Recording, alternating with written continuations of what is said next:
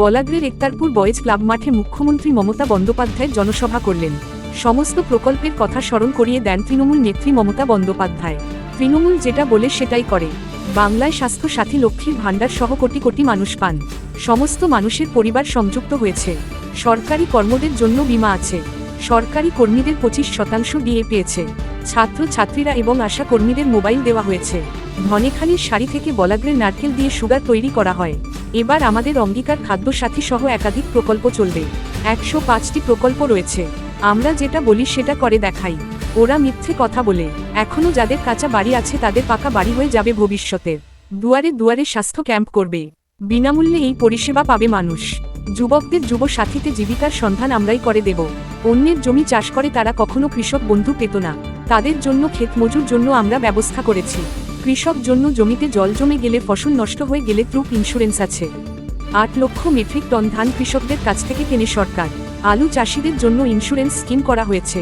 আলু নষ্ট হয়ে গেলে, আলু পচে যায়, সরকারি তরফে ক্ষতিপূরণ পাবেন কৃষকরা। সরকার আলু কিনে নেবে, বাইরে বিক্রি করতেও পারেন। বলাগড় গুপ্তিপাড়ায় একদিকে পান্ডুয়া, হুগলি খুব প্রসিদ্ধ। মমতা আরও বলেন, নিরামিষ খান তাতে কোন আপত্তি নেই, কিন্তু মাছ মাংস খেতে না দিলে, বাংলায় ভাষা কথা দিতে বলতে না দিলে, সেই বাংলা বিরোধী বিজেপির বাংলার ভোট চাই। ওদের রাজ্যে মাছ মাংস বন্ধ। বাংলার মানুষের মাছে ভাতে থাকে। বলছে মাছ খাওয়া যাবে না, মাংস খাওয়া যাবে না। তাহলে কি আমার মাথা খাবে? না, আপনার মাথা খাবে। বিজেপিকে আক্রমণ করে বলেন ওদের মাথা বিষে ভরা আছে, ওরা অন্ধ। বিজেপির জন্য দরকার বাবলা কাটার গাছ আর বিছুটি পাতার গাছ।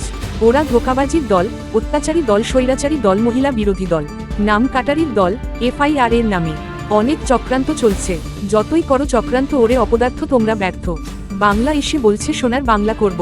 তাহলে সকলের নাম কেটেছ কেন? রাস্তা থেকে করতে উঠে লড়াই করেছিলাম বলে 32 লক্ষ এর নাম কেটেছে। দেশটাকে যেন চরিত্র সেল করেছে। মানুষ যদি ভোট না দিতে পারে, ট্রাইব্যুনালের দরকার কি রয়েছে? বাংলায় কথা বললে অনুপ্রবেশকারী বলা হয়। সৌদি আফ্রিকায় গিয়ে, দুবাইতে গিয়ে যখন গলায় একসাথে বসে খাও, তখন তোমার জাত যায় না। যখন তুমি অনেক কীর্তি করে বেরাও, তোমার জাত যায় না। ওরা স্বামী বিবেকানন্দের হিন্দু ধর্ম মানে না, মা কালীকে মানে না। খবরদার ওদের কথায় অ্যাকাউন্ট নম্বর দেবেন না, নতুন অ্যাকাউন্ট খুলবেন না, পরে ইডি CBI-কে দিয়ে ধরিয়ে দেবে। ওয়েবক্যাম নির্বাচন কমিশন একই হলো, কে টেন্ডার পেল জানি। বিজেপির উদ্দেশ্যে তোমাদের বাংলা কোন জায়গা নেই। নাম বাদ দেওয়ার খেলায় NRC করার চক্রান্ত চলছে। কেন বাদ দিয়েছিলেন মুসলমানের নাম, আদিবাসী মতুয়াদের নাম? বিজেপি নামক কেউটে সাপকে, গোবর সাপকে ঘরে ঢুকতে দেবেন না। এক ছোবলেই শেষ হয়ে যাবেন।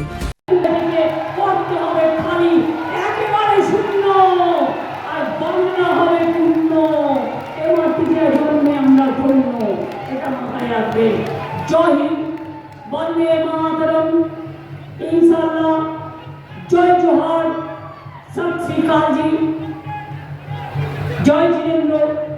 সবাই ভালো থাকুন, সুস্থ থাকুন। জয় বাংলা, জয় বাংলা, জয় বাংলা। জিতবে বাংলা, আবার জিতবে, আবার জিতবে। অনেক অনেক ধন্যবাদ। নমস্কার সকলকে। এখানকার অল্টারনেটিভ অসীম আমায় দেখিয়েছিল নারকেল দিয়ে সুগার তৈরি করে। বিদেশ বোসের নামটা মনে আমি বলতে ভুলে গেছি নাকি? কারণ আমি বলি। আচ্ছা, আমার প্রার্থীদের পরিচয় করে দিই। আমার রচনা ব্যানার্জি এখানে আছেন,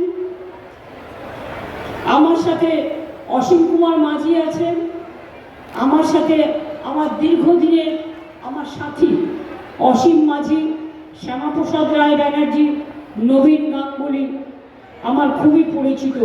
বাদ বাকি পেছনেও যারা আছেন, অসীম থেকে শুরু করে আরও যারা আছেন সবাই। মাসিমা এসছেন আমাদের সেই সিঙ্গুর থেকে, এই হুগলি থেকে। লক্ষ্মীদি ক্যান্ডিডেট হয়েছে, একবার হয়েছিল 2001-এ। সবাই আছেন, আমি সবাইকে অনেক অনেক অভিনন্দন জানাচ্ছি। আমার সাথে উপস্থিত আছেন ক্যান্ডিডেট, বিশেষ করে অসীম পাত্র প্রার্থী। ধনেখালি সাইড হয়ে দাঁড়াও, সব পাশাপাশি, হাত ধরে ধরে দাঁড়াও, হাত তুলে তুলে। দেবাংশু চুচুড়া, রঞ্জন ধারা প্রার্থী বরাবর, সমীর চক্রবর্তী প্রার্থী।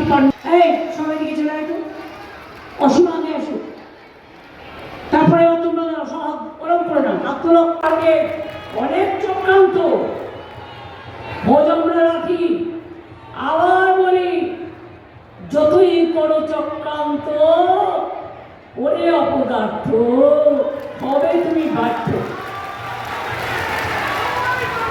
আর আমাদের কুমরি বাবুদের বলি লিখে নিয়ে এসে টেলিপ্রম্পটার মানে একটা গ্লাস থাকে কাচের সামনে, আপনি দেখতে পাবেন না, পড়ে বলছে আমার সোনার বাংলা,